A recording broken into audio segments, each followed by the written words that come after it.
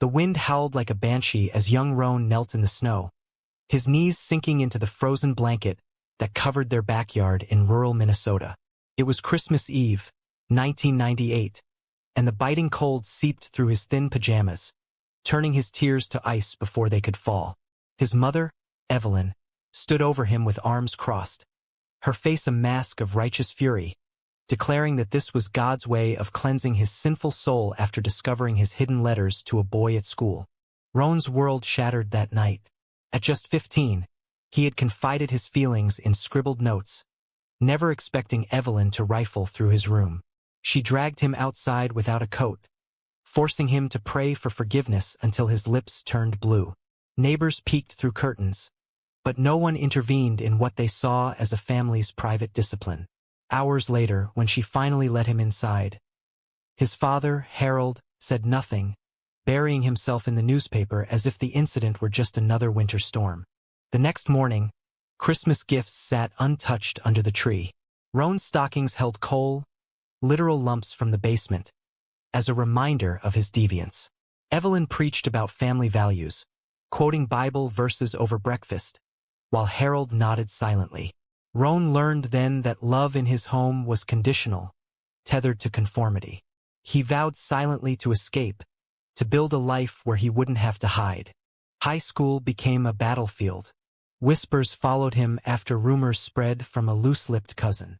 Bullies cornered him in hallways, calling him names that echoed Evelyn's condemnations. Teachers turned blind eyes, chalking it up to boys being boys. Roan poured his pain into academics, earning straight A's as a shield. He joined the debate club, honing arguments that one day might dismantle the prejudices chaining him. At 17, he won a scholarship to the University of California, Berkeley, a liberal haven far from Minnesota's conservative grip. Packing his bags, he faced Evelyn's tearful pleas to stay and fix himself through church counseling. "You're choosing hell over your family," she said, clutching a rosary. Harold drove him to the airport in silence, slipping him a $100 bill with a gruff, "Don't embarrass us." Roan boarded the plane, feeling the weight lift as the Midwest shrank below. Berkeley was a revelation. Amid protests and pride flags, Roan met others like him, unapologetic, thriving. In his sophomore year, he attended his first LGBTQ+ support group, where stories of rejection mirrored his own.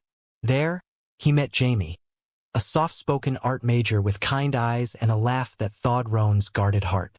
Jamie had grown up in San Francisco with accepting parents, his coming out a celebration rather than a crisis. Their first date was at a campus cafe, discussing everything from politics to favorite books. Jamie's hand brushed Roan's, and for the first time, touch felt safe, not sinful. As weeks turned to months, their bond deepened. Jamie encouraged Roan to confront his past, but Roan resisted, burying memories like snowdrifts. "Family's supposed to love you no matter what," Jamie said one night, wrapped in blankets. "Maybe give them a chance to change." Roan shook his head, the cold from that Christmas Eve still lingering in his bones. Back in Minnesota, Evelyn's life unraveled. Harold's factory job vanished in the 2008 recession, forcing them into a cramped apartment. Evelyn's health declined, arthritis from years of waitressing, compounded by undiagnosed depression. She reached out to Roan sporadically, her letters a mix of guilt and gospel, urging him to come home and repent. Roan responded curtly, sending money occasionally but never visiting. He built a career in tech, rising to a software engineer at a Silicon Valley startup, his success a quiet rebellion. Jamie proposed on their 5th anniversary, under the Golden Gate Bridge at sunset. Roan said yes, tears streaming not from pain but joy. They married in a small ceremony, surrounded by friends who became their chosen family. Evelyn declined the invitation, citing moral objections, though she sent a card with a Bible verse about forgiveness. Harold didn't respond at all. Years blurred into a comfortable rhythm.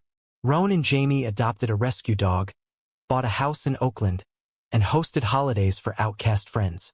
But Evelyn's calls increased as Harold's drinking worsened. "We're struggling, son," she pleaded in voicemails. "Your father's sick. We need help." Roan listened, heart hardening like ice. He remembered kneeling in the snow, the abandonment that followed. They made their choices, he told Jamie. So have I. One winter, a particularly harsh one in Minnesota, Evelyn's desperation peaked. Harold had a stroke, leaving him bedridden. Medical bills piled up, threatening foreclosure on their old home they'd somehow clung to. Evelyn wrote a long letter, admitting partial regret. I was wrong to punish you that way, but I was scared for your soul. Please come see us. We miss you. Roan stared at the words, conflict brewing. Jamie urged reconciliation. Holding on to anger hurts you more than them. But Roan saw it as weakness, a surrender to those who'd rejected him. He decided on a gift, a cold one, as he put it. Instead of flying home, he sent a check for exactly the amount needed to cover 1 month's bills, attached to a note. This is for the snow I knelt in. No more. Evelyn called, sobbing, begging for more. Roan hung up, feeling a twisted satisfaction. Society's views on family clashed in his mind. Forgive and forget, or hold accountable. Friends debated it over dinners, some calling him heartless, others justified. As seasons changed, Roan's resolve wavered. Jamie's gentle persistence chipped away. What if forgiveness is the ultimate revenge? Showing them you're better. Roan pondered, staring at old photos. The man he'd become, successful, loved, was proof enough of resilience. But was cutting ties forever the win, or a perpetual freeze? The Silicon Valley sun beat down on Roan's office window as he reread Evelyn's latest email. It was 2015, and her words dripped with urgency. Harold's condition had deteriorated, requiring full-time care they couldn't afford. You're our only child, she wrote. God put you in a position to help. Don't turn your back on us now.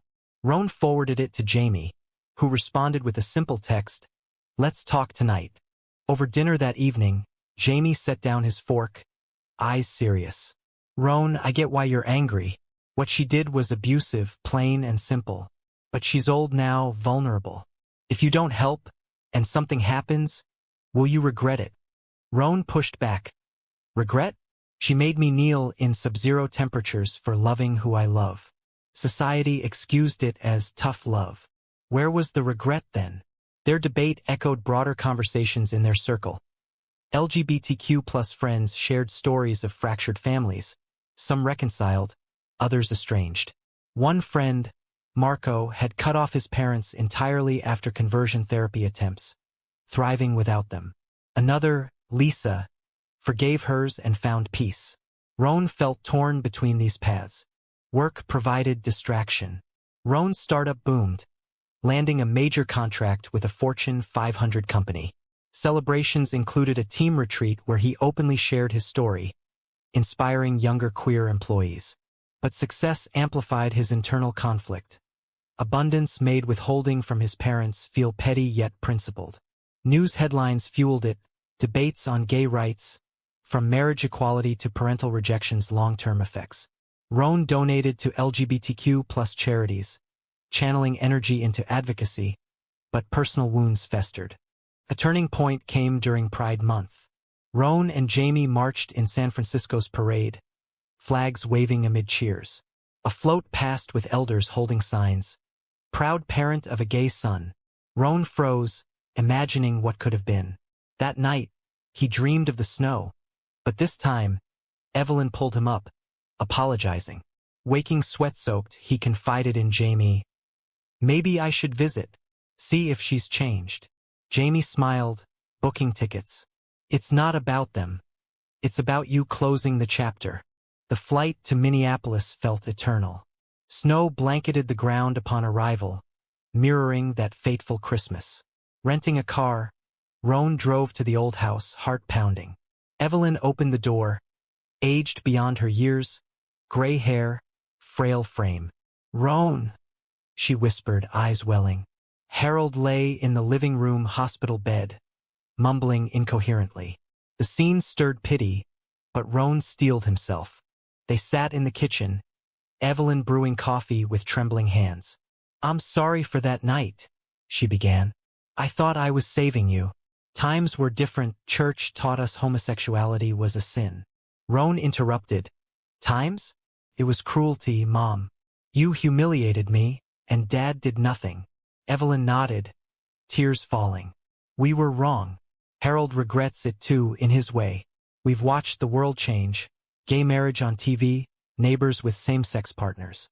I want to make amends. Roan probed. Amends? Or just because you need money? She flinched.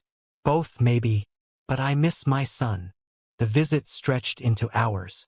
Evelyn shared stories of her own upbringing.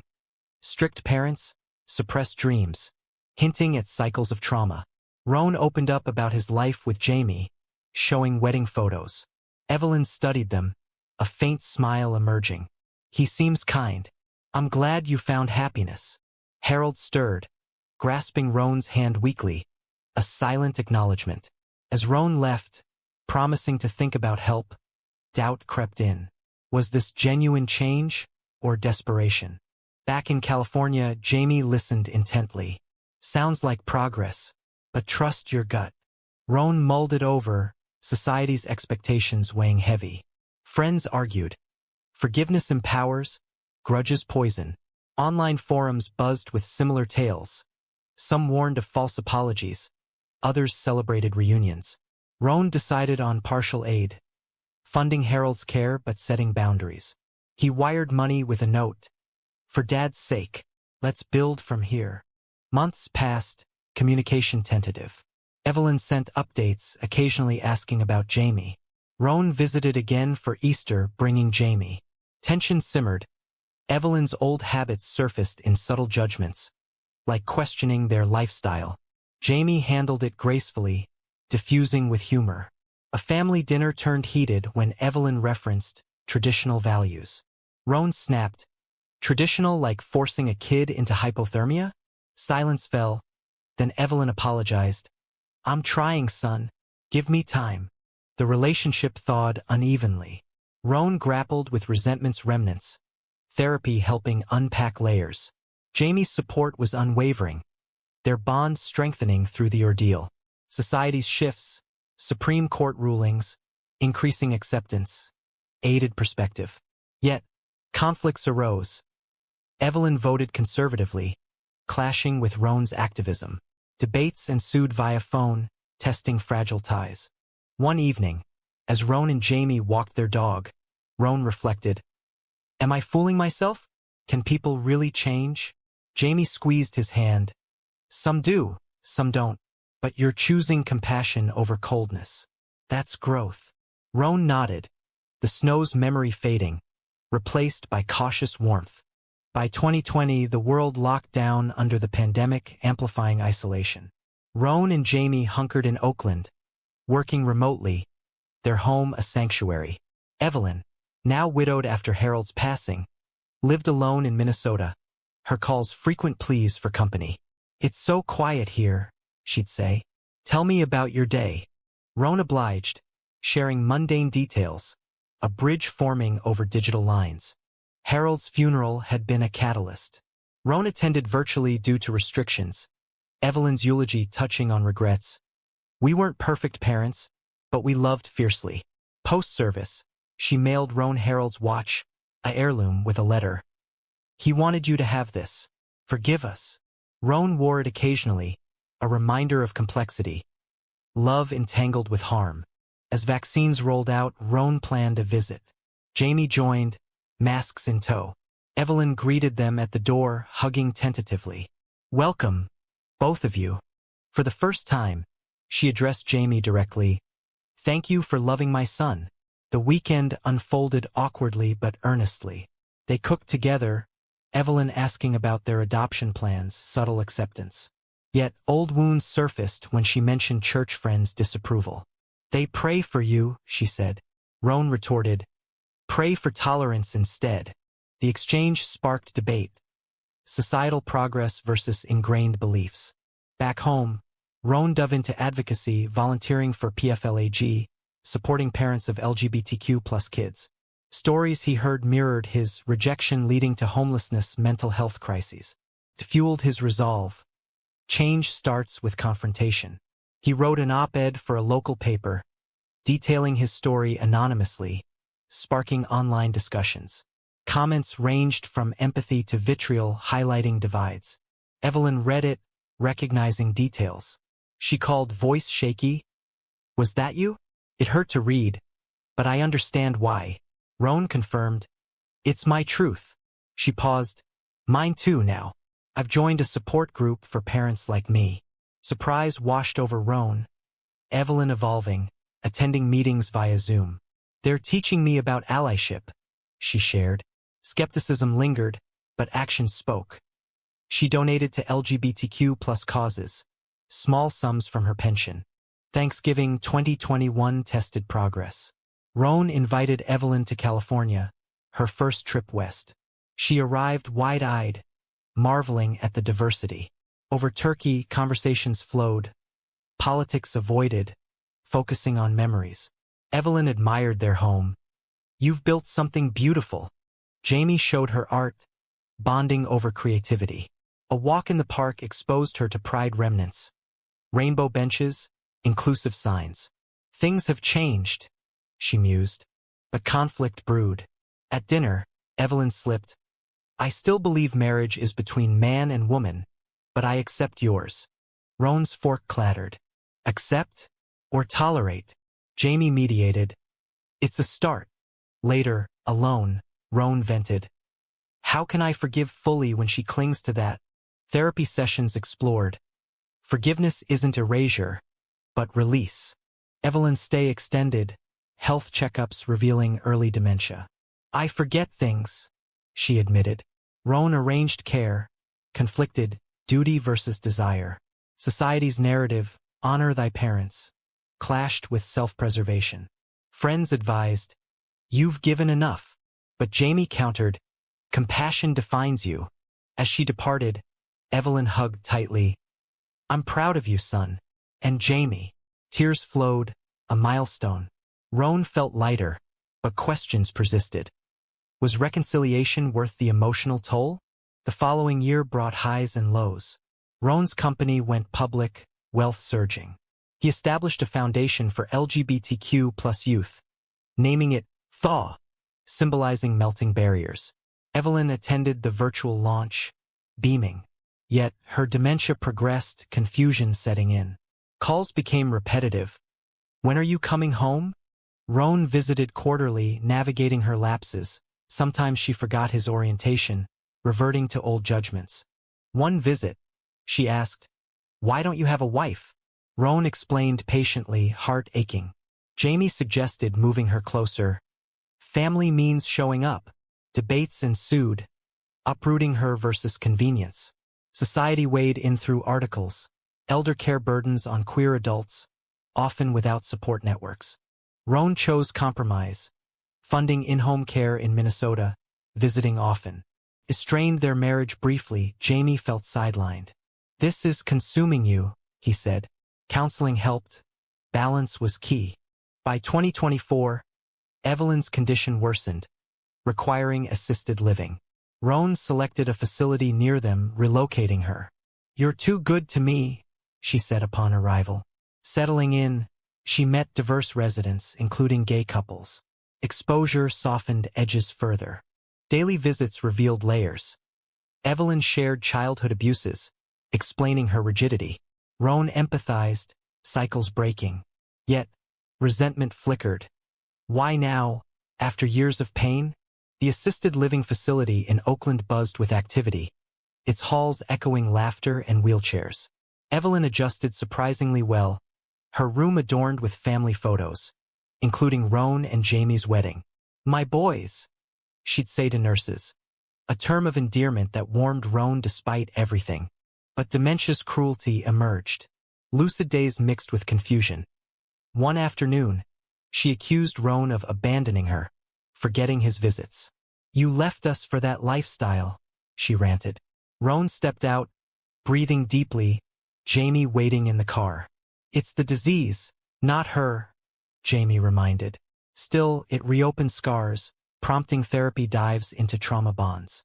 Society's lens amplified. Media stories of queer elders facing isolation, or adult children caregiving abusive parents.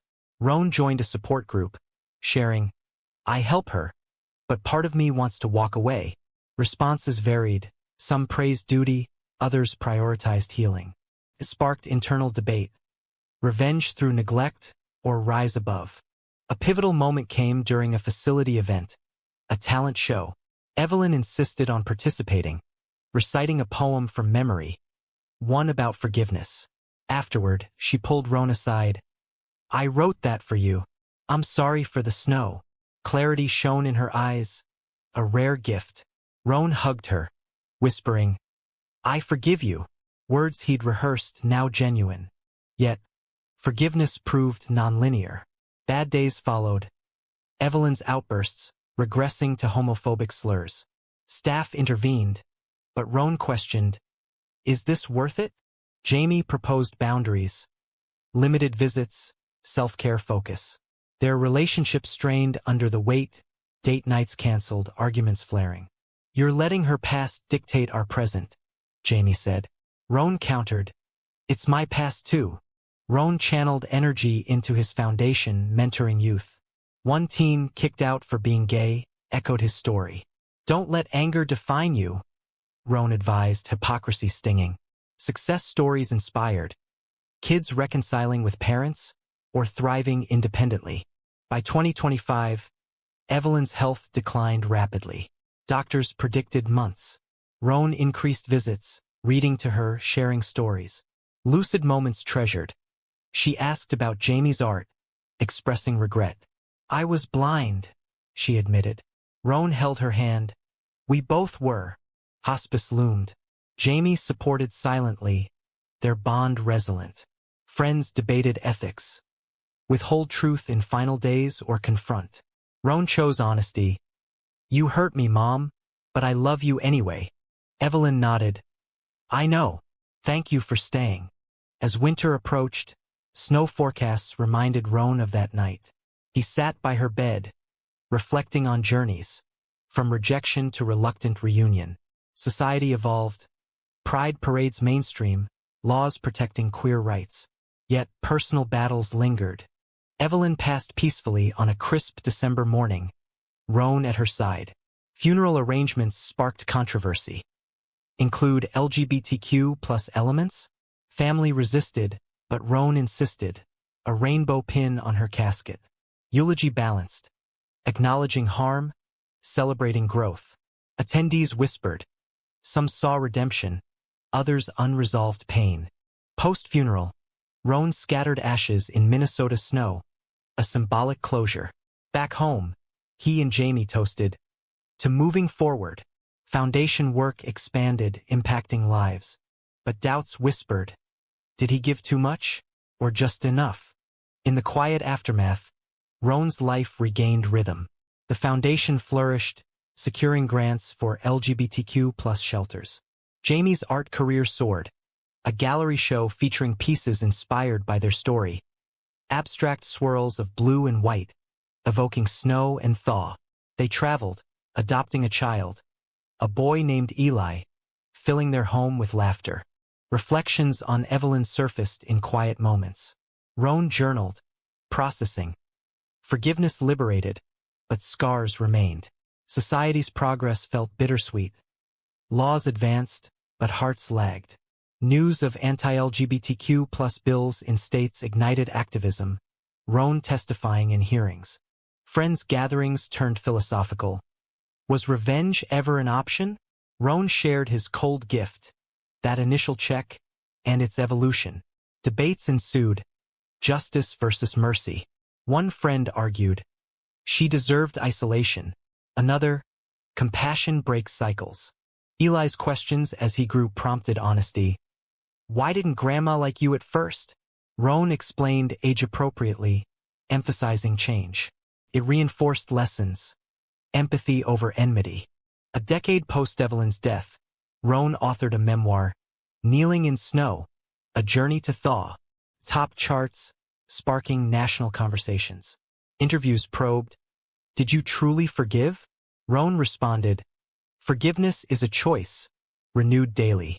Critics accused sensationalism. Supporters hailed vulnerability. Online forums buzzed. Tales of similar traumas, calls for parental accountability. Jamie and Roan celebrated their silver anniversary under the same bridge, Eli in tow. "We've weathered storms," Jamie said. Roan agreed, and emerged stronger. Yet, the core question lingered, inviting introspection. Was Roan's initial cold revenge justified? Or should forgiveness have come sooner? True or false?